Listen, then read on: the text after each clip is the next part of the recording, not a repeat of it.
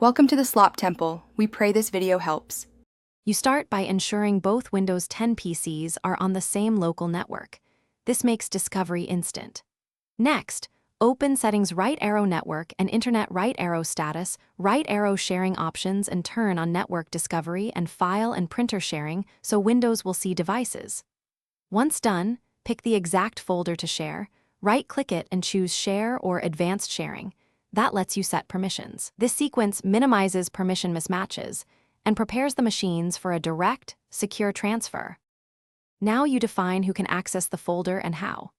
In advanced sharing, set a clear share name and limit concurrent users if desired.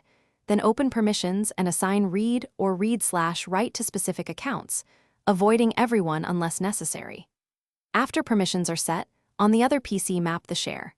Open File Explorer, map network drive, enter \PC name \share name, and check connect using different credentials if needed. Mapping creates a stable shortcut, so transfers behave like local file. Complete the transfer by copying files into the map drive or using Robocopy for robust, resumable copies. Robocopy handles large batches and interruptions. If you run into access denied errors, make sure NTFS permissions match share permissions and confirm Windows Firewall allows file and printer sharing on the active profile. Once done, test with a small temp file. If problems persist, restart the workstation service or reboot both PCs to clear cached credentials and discovery issues. Thanks for watching. Consider subscribing if we helped you.